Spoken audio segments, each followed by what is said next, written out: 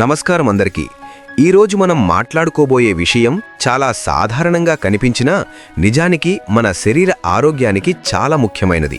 చాలామంది ప్రతిరోజు అనుభవించే ఒక సమస్యతో ఇది బలంగా సంబంధం కలిగి ఉంటుంది. అదే పొట్ట ఉబ్బరం, గ్యాస్, బరువుగా ఉండటం, మలబద్ధకం, ఏం తిన్నా సౌకర్యంగా లేకపోవడం, తిన్న తర్వాత మళ్ళీ ఆకలి వేయడం, శరీరం లైట్గా అనిపించకపోవడం. మనలో చాలామంది ఈ సమస్యలన్నింటినీ గ్యాస్ కబుల్ అనే ఒకే మాటలో చెప్పేస్తుంటారు. కానీ నిజంగా చూస్తే చాలాసార్లు ఇది గ్యాస్ సమస్య కాదు, అసలు మూల కారణం ఇంకోటి. అదే మన ఆహారంలో ఫైబర్ తక్కువగా ఉండటం. అవును, ఫైబర్. ఈ పదం చాలాసార్లు విన్నాం. కానీ ఫైబర్ అంటే నిజంగా ఏంటి? అది ఎందుకంత ముఖ్యమైంది? ఎందుకు ఈ రోజుల్లో హెల్త్ గురించి మాట్లాడే ప్రతి ఒక్కరూ ఫైబర్ గురించే చెబుతున్నారు? ఇది కేవలం మలబద్ధకం కోసం మాత్రమేనా, లేక మన శరీరంలో దీని పని ఇంకా చాలా పెద్దదా?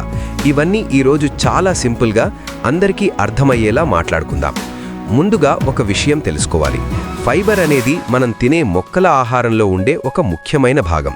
అది మన శరీరం పూర్తిగా జీర్ణం చేసుకోదు. ఇదే విషయం విన్న వెంటనే చాలామందికి సందేహం వస్తుంది, జీర్ణం కాకపోతే దాని ఉపయోగమేంటి అని. కానీ నిజానికి మన బాడీకి ఉపయోగపడేది అంతా జీర్ణమయ్యేదే కాదు. కొన్ని పదార్థాలు మన శరీరంలో నేరుగా శక్తి ఇవ్వకపోయినా లోపల సిస్టమ్ సరిగ్గా పనిచేయడానికి చాలా కీలకంగా ఉంటాయి. ఫైబర్ అలాంటిదే. మనకు కార్బోహైడ్రేట్స్ అంటే శక్తి గుర్తొస్తుంది, ప్రోటీన్ అంటే కండరాలు, శరీర నిర్మాణం గుర్తొస్తుంది, కొవ్వు అంటే నిల్వ శక్తి గుర్తొస్తుంది. కానీ ఫైబర్, ఇది ఆహారం లోపల ఎలా కదలాలి, ఎంతసేపు జీర్ణం కావాలి, ఎంతసేపు పొట్ట నిండిన భావన రావాలి, మోషన్ ఎలా సరిగ్గా జరగాలి, తిన్న తర్వాత శరీరం ఎలా స్పందించాలి, ఇవన్నీ ప్రభావితం చేస్తుంది. అంటే ఇది బ్యాక్గ్రౌండ్లో పనిచేసే ఒక ముఖ్యమైన వ్యవస్థ లాంటిది. మన నోట్లోకి వెళ్ళిన ఆహారం పొట్టలోకి వెళుతుంది, అక్కడి నుంచి పేగుల్లోకి వెళుతుంది, చివరకు శరీరానికి అవసరమైనది తీసుకుని మిగతావి బయటికి వస్తాయి. ఈ మొత్తం ప్రయాణం సరిగ్గా సాగడానికి ఫైబర్ చాలా అవసరం. ఇది ఒకే విధంగా పనిచేయదు, రెండు విధాలుగా పనిచేస్తుంది. ఒక రకం ఫైబర్ నీటిని పట్టుకొని మెత్తగా మారుతుంది. దీనివల్ల తిన్న ఆహారం కొంచెం స్లోగా కదులుతుంది, అందువల్ల రక్తంలోకి చక్కెర ఒక్కసారిగా ఎక్కకుండా ఉంటుంది. ఇంకో రకం ఫైబర్ మోషన్కి పరిమాణం ఇస్తుంది, అంటే మలానికి బల్క్ ఇచ్చి అది సులభంగా బయటికి రావడానికి సహాయం చేస్తుంది. ఒకటి లోపల సాఫ్ట్గా పనిచేస్తుంది, ఇంకోటి కదలికను క్రమబద్ధంగా ఉంచుతుంది. శరీరానికి ఈ రెండూ అవసరం. ఇప్పుడు ఒకసారి మన రోజువారీ తిండి గురించి ఆలోచించండి. ఉదయం తొందరలో టీతో బిస్కెట్లు, లేదంటే ప్లెయిన్ టిఫిన్. మధ్యాహ్నం తెల్ల అన్నం ఎక్కువ, కూర తక్కువ. సాయంత్రం మళ్ళీ టీ, స్నాక్స్. రాత్రి మళ్ళీ అన్నం లేదా బయట ఫుడ్. మధ్యలో పండ్లు లేవు, ఆకుకూరలు చాలా తక్కువ, పప్పులు కూడా రోజూ ఉండవు. ఫుడ్లో ఉన్న తొక్కలు, గింజలు, న్యాచురల్ రూపం అన్నీ తీసేసి చాలా స్మూత్గా, సాఫ్ట్గా, చేయాల్సిన పని తక్కువగా ఉండే ఆహారం మాత్రమే మనం ఎక్కువగా తింటున్నాం.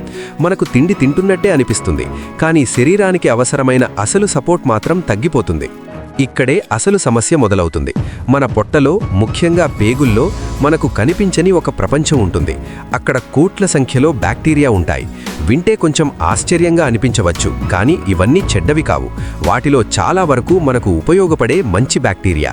ఇవే మన డైజెషన్కి, ఇమ్యూనిటీకి, ఇన్ఫ్లమేషన్ తగ్గించడానికి, హార్మోన్స్ బ్యాలెన్స్కి, ఇంకా కొన్ని సందర్భాల్లో మన మూడ్కి కూడా సహాయం చేస్తాయి. ఇప్పుడే ముఖ్యమైన విషయం చెప్తాను. ఈ మంచి బ్యాక్టీరియాకి ఫుడ్ ఏంటి? అదే ఫైబర్. అవును, మనం తినే కూరగాయలు, పండ్లు, పప్పులు, ధాన్యాల్లో ఉండే ఫైబర్ మన గట్లో ఉన్న మంచి బ్యాక్టీరియాకి ఆహారం లాంటిది. మనం ఫైబర్ తక్కువగా తింటే మన శరీరానికి మాత్రమే కాదు, మన కోసం లోపల పనిచేస్తున్న ఆ మంచి బ్యాక్టీరియాకి కూడా ఆహారం తగ్గించినట్టే. అప్పుడు లోపల బ్యాలెన్స్ క్రమంగా దెబ్బతింటుంది, డైజెషన్ స్లో అవుతుంది, బ్లోటింగ్ మొదలవుతుంది, మోషన్ ఇర్రెగ్యులర్ అవుతుంది. తిన్న తర్వాత సౌకర్యంగా ఉండాల్సింది పోయి బరువుగా, అసౌకర్యంగా అనిపిస్తుంది. చాలామందికి ఏం తిన్నా పొట్ట బిగుసుకుపోతుంది అనే సమస్య ఉంటుంది. దానికి అనేక కారణాలు ఉండవచ్చు, కానీ చాలా కామన్ రీజన్ ఫైబర్ తక్కువగా ఉండటం. ఎందుకంటే ఫైబర్ తక్కువైతే మోషన్కి సరైన పరిమాణం ఉండదు, నీరు సరైన విధంగా పట్టుకోదు, ఫుడ్ మూమెంట్ స్మూత్గా జరగదు, క్రమంగా మలం గట్టిపడిపోతుంది, శరీరం స్ట్రెయిన్ పడుతుంది. ఇది ఒక్కరోజులో జరగదు, చిన్న చిన్న అలవాట్ల వల్ల నెలలు తరబడి బిల్డ్ అవుతుంది. ఇంకా ఒక విషయం చాలామంది గమనించరు, ఫైబర్ తక్కువైతే తిన్నాక బ్లడ్ షుగర్ త్వరగా పెరుగుతుంది, కొద్దిసేపటికి మళ్లీ పడిపోతుంది. దాంతో మళ్లీ ఆకలి వేస్తుంది, మళ్లీ ఏదో తినాలి అని అనిపిస్తుంది. ఇలా రోజంతా cravings, snacks, sweet cravings, junk food కోరికలు పెరగడానికి కూడా ఫైబర్ తక్కువగా ఉండటం ఒక కారణం. అందుకే కొందరికి నేను పెద్దగా తినడం లేదు, కానీ ఎందుకో బరువు తగ్గడం లేదు అని అనిపిస్తుంది. ఫైబర్ నేరుగా కొవ్వు కరిగించదు, కానీ పొట్ట నిండిన భావన ఇవ్వడం, షుగర్ స్పైక్స్ తగ్గించడం, క్రేవింగ్స్ కంట్రోల్ చేయడం ద్వారా వెయిట్ లాస్కి చాలా పెద్ద సపోర్ట్ ఇస్తుంది. ఇప్పుడు చాలా మంది చేసే మరో తప్పేంటంటే మోషన్ సరిగ్గా కాకపోతే వెంటనే సిరప్, పౌడర్, టాబ్లెట్ కోసం వెతకడం. టెంపరరీగా అవి సహాయం చేయవచ్చు, కానీ అసలు కారణం డైట్లోనే ఉంటే మళ్ళీ అదే సమస్య వస్తుంది. అంటే ఇది కొంచెం ఇలా ఉంటుంది. ఇంటి ముందు చెత్త పేరుకుపోతుంటే దానికి పర్ఫ్యూమ్ కొట్టినట్టే. స్మెల్ కొంచెం తగ్గచ్చు, కానీ అసలు సమస్య పోయిందా? అదేవిధంగా మలబద్ధకం లేదా బ్లోటింగ్కి పర్మనెంట్ సొల్యూషన్ చాలాసార్లు మందుల్లో కాదు, మన ఆహారంలోనే ఉంటుంది. అయితే ఇక్కడ ఒక జాగ్రత్త కూడా ఉంది. ఫైబర్ మంచిదని తెలుసుకున్న వెంటనే చాలామంది ఒక్కసారిగా చాలా హెల్దీ ఫుడ్ మొదలు పెడతారు. రేపటి నుంచి fruits, salads, oats, sprouts, seeds అన్నీ ఒకేసారి మొదలు పెడతారు. అలా చేయకూడదు. ఎందుకంటే బాడీకి సడన్ చేంజ్ ఇస్తే మరో సమస్య వస్తుంది. బ్లోటింగ్, గ్యాస్, డిస్కంఫర్ట్ ఇంకా పెరగవచ్చు. అప్పుడు హెల్దీ ఫుడ్ తిన్నా కూడా ఇబ్బంది పెరిగింది అని అనిపిస్తుంది. అసలు సమస్య హెల్దీ ఫుడ్ వల్ల కాదు, ఒక్కసారిగా చాలా ఎక్కువ ఫైబర్ తీసుకోవడం వల్ల. కాబట్టి ఫైబర్ని నెమ్మదిగా పెంచాలి. అలాగే నీళ్లు కూడా సరిపడా తాగాలి, లేకపోతే ఫైబర్ తన పని సరిగ్గా చేయదు. ఇప్పుడు ప్రాక్టికల్గా మాట్లాడుకుందాం. మన రోజువారీ తిండిలో ఫైబర్ ఎక్కడి నుంచి వస్తుంది? ముందుగా కూరగాయలు. ఇవి చాలా మంది ప్లేట్లో సైడ్ డిష్లా ఉంటాయి, కానీ నిజానికి డైజెషన్కి బ్యాక్బోన్ లాంటివి. పాలకూర, తోటకూర, క్యాబేజ్, క్యారెట్, బీన్స్, బెండకాయ, దొండకాయ, గుమ్మడికాయ, బీరకాయ, ఇలా దాదాపు అన్ని వెజిటబుల్స్లో ఫైబర్ ఉంటుంది. అందుకే ప్రతి మీల్లో ఒక మంచి క్వాంటిటీ కూర ఉండాలి. తర్వాత పప్పులు, శనగలు, రాజ్మా, అలసందలు, పెసర్లు, కందులు, ఉలవలు. ఇవిట్లో ప్రోటీన్ మాత్రమే కాదు, మంచి ఫైబర్ కూడా ఉంటుంది. మన ట్రెడిషనల్ డైట్లో ఇవి చాలా బలం, కానీ ఇప్పుడు చాలామంది వీటిని రెగ్యులర్గా తినడం తగ్గించారు. అదే సమస్య. తర్వాత హోల్ గ్రెయిన్స్ అంటే పూర్తిగా ఉండే ధాన్యాలు. గోధుమ, రాగి, జొన్నలు, సజ్జలు, ఓట్స్ లాంటివి. ఇవి పాలిష్డ్ ఫుడ్స్ కంటే ఫైబర్ కొంచెం ఎక్కువ ఇస్తాయి. ఇవేదో మాయ చేసేవి కాదు, కానీ ఓవరాల్ ప్లేట్ క్వాలిటీని ఇంప్రూవ్ చేస్తాయి. తర్వాత ఫ్రూట్స్. ఇది చాలా ముఖ్యమైనది. మనలో చాలా మంది ఫ్రూట్స్ తినరు, తిన్నా జ్యూస్ చేసుకుని తాగేస్తారు. ఇదే పెద్ద మిస్టేక్. ఎందుకంటే ఫ్రూట్ని జ్యూస్ చేస్తే దాని న్యాచురల్ స్ట్రక్చర్ పోతుంది, చూ చేసే పని తగ్గిపోతుంది, ఫైబర్ చాలా వరకు తగ్గిపోతుంది.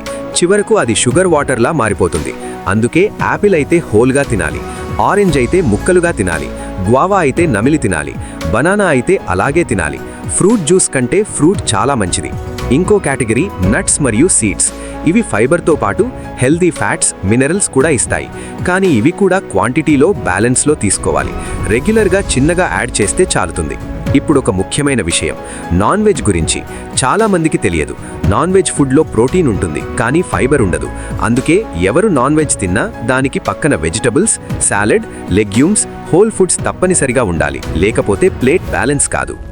ఇప్పుడు ప్రోబయాటిక్స్, ప్రీబయాటిక్స్ అనే మాటలు చాలా వింటున్నాం. వీటిని కూడా చాలా సింపుల్గా అర్థం చేసుకుందాం. ప్రోబయాటిక్ అంటే మంచి బ్యాక్టీరియా, పెరుగు వంటి ఫుడ్స్లో ఇవి ఉంటాయి. ప్రీబయాటిక్ అంటే ఆ మంచి బ్యాక్టీరియా తినే ఫుడ్, అదే ఫైబర్. కాబట్టి పెరుగు తినడం మంచిదే, కానీ పెరుగు ఒక్కటే సరిపోదు, దానికి తోడు ఫైబర్ కూడా అవసరం. లేకపోతే మంచి బ్యాక్టీరియాకి ఫుడ్ ఉండదు. ఇంకా ఒక విషయం గుర్తుంచుకోవాలి, యాంటీబయాటిక్స్ అవసరం ఉన్నప్పుడు డాక్టర్ చెప్పినప్పుడు మాత్రమే వాడాలి. ఎందుకంటే అవి చెడ్డ బ్యాక్టీరియాతో పాటు మంచి బ్యాక్టీరియా పైన ప్రభావం చూపుతాయి. అందుకే అన్నెసెసరీగా వాడకూడదు. కానీ ఒక మంచి విషయం ఏంటంటే మన గట్ సిస్టమ్ రికవర్ అవ్వగలదు.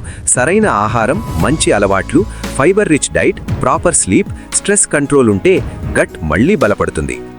ఇప్పుడు చాలా మందికి తెలియని ఇంకో ఇంట్రెస్టింగ్ విషయం చెప్తాను. ఫైబర్ కొలెస్ట్రాల్ కంట్రోల్లో కూడా సపోర్ట్ చేస్తుంది. మన బాడీలో లివర్ బైల్ అనే డైజెస్టివ్ జ్యూస్ తయారు చేస్తుంది. అది ఫ్యాట్స్ డైజెషన్కి ఉపయోగపడుతుంది. సాధారణంగా అది పని అయిపోయాక మళ్ళీ రీసైకిల్ అవుతుంది. కానీ ఫైబర్ దానిలో కొంత భాగాన్ని బయటికి తీసుకెళ్తుంది. అప్పుడు లివర్ కొత్త బైల్ తయారు చేయడానికి కొలెస్ట్రాల్ని యూజ్ చేస్తుంది. అంటే ఇండైరెక్ట్గా కొలెస్ట్రాల్ మేనేజ్మెంట్కి సపోర్ట్ లభిస్తుంది. అందుకే ఫైబర్ని కేవలం మోషన్ కోసం మాత్రమే చూడడం చాలా చిన్నగా చూడడమే. ఇప్పుడు ఒక ప్రాక్టికల్ డైలీ రొటీన్ గురించి మాట్లాడుకుందాం. ఇది ఫాలో అయితే చాలా మందికి ఉపయోగపడుతుంది. ఉదయం లేచిన తర్వాత నీళ్లు తాగండి. అది సింపుల్ అయినా పవర్ఫుల్ హ్యాబిట్. తర్వాత బ్రేక్ఫాస్ట్లో ప్లెయిన్ ఫైబర్ లేని ఐటమ్స్ మాత్రమే కాకుండా వెజిటబుల్స్ లేదా చట్నీ లేదా సాంబార్ లేదా ఫ్రూట్ లాంటి సపోర్ట్ ఉండేలా చూసుకోండి.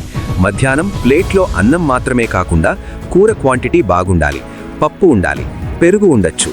సాయంత్రం బిస్కెట్స్, బేకరీ ఐటమ్స్ కంటే fruit, roasted chana, peanuts, sprouts, boiled corn లాంటి ఆప్షన్స్ మంచివి. రాత్రి చాలా లేట్గా, చాలా హెవీగా ఫైబర్ లేని మీల్ తినకుండా బ్యాలెన్స్డ్గా తినాలి. రోజు పెద్ద మార్పు అవసరం లేదు, ఒక చిన్న మార్పు చాలు. ఈ రోజు ఒక ఫ్రూట్ యాడ్ చేయండి, రేపు లంచ్లో ఒక ఎక్స్ట్రా కూర యాడ్ చేయండి, ఎల్లుండి బిస్కెట్ స్నాక్ని రోస్టెడ్ చనాతో మార్చండి, ఆ తర్వాత జ్యూస్ బదులు ఫ్రూట్ తినండి. ఇలా చిన్న చేంజెస్తో బాడీ చాలా పెద్దగా రెస్పాండ్ అవుతుంది. చివరగా ఒక ముఖ్యమైన విషయం, మీకు కాన్స్టిపేషన్ లేకపోయినా నాకు బాగానే ఉంది, నాకు ఫైబర్ ఎందుకు అని అనుకోవద్దు. ఎందుకంటే ఫైబర్ పని మోషన్ వరకే పరిమితం కాదు. ఇది gut health, sugar control, cravings, immunity, inflammation, cholesterol support, fullness, overall digestive comfort ఇవన్నిటికీ సంబంధించినది. అంటే ఒక మాటలో చెప్పాలంటే ప్రోటీన్ శరీరాన్ని నిర్మిస్తే ఫైబర్ శరీరం సరిగ్గా నడవడానికి కాపలా కాస్తుంది. మన పొట్టలో మన కోసం పనిచేస్తున్న మంచి బ్యాక్టీరియాకి ఫుడ్ పెట్టకుండా ఆకలితో పెట్టద్దు. అవి మనకి ఎంత హెల్ప్ చేస్తున్నాయో మనకు కనిపించదు, కానీ వాటి పని దెబ్బతింటే శరీరం వెంటనే సిగ్నల్స్ ఇస్తుంది. ఆ సిగ్నల్స్ని గ్యాస్ ట్రబుల్ అని ఒక్క మాటలో డిస్మిస్ చేయకుండా అసలు కారణం డైట్లో ఉందేమో ఒకసారి ఆలోచించండి. చాలాసార్లు సొల్యూషన్ ఫార్మసీలో కాదు, కిచెన్లో ఉంటుంది. ప్లేట్లో కలర్ పెంచండి, వెజిటబుల్స్ పెంచండి, ఫ్రూట్స్ పెంచండి, పల్సెస్ పెంచండి, ప్రాసెస్డ్ ఫుడ్ తగ్గించండి. జ్యూస్ కంటే ఫ్రూట్ ఎంచుకోండి. సాఫ్ట్, పాలిష్డ్, ఎంప్టీ ఫుడ్స్ కంటే న్యాచురల్, హోల్ ఫుడ్స్ వైపు స్లోలీ మూవ్ అవ్వండి. బాడీ మీకు తప్పకుండా థ్యాంక్స్ చెప్తుంది. ఈరోజు ఈ విషయం మీకు ఉపయోగపడింది అని అనిపిస్తే ఇంట్లో వాళ్లతో గ్యాస్, బ్లోటింగ్, కాన్స్టిపేషన్ అంటూ ఇబ్బంది పడుతున్న వాళ్లతో ఈ వీడియో తప్పకుండా షేర్ చేయండి. వాళ్లకు కూడా అసలు విషయం అర్థం కావాలి కదా. ఈ వీడియో నచ్చితే లైక్ చేయండి. ఇంకా ఇలాంటివే సింపుల్ హెల్త్ వీడియోస్ కావాలంటే ఛానల్ని సబ్స్క్రైబ్ చేసుకోండి. మళ్ళీ ఇంకో ఉపయోగపడే విషయంతో కలుద్దాం. అప్పటిదాకా మంచిగా తినండి, పొట్టని కాపాడుకోండి, ఆరోగ్యంగా ఉండండి.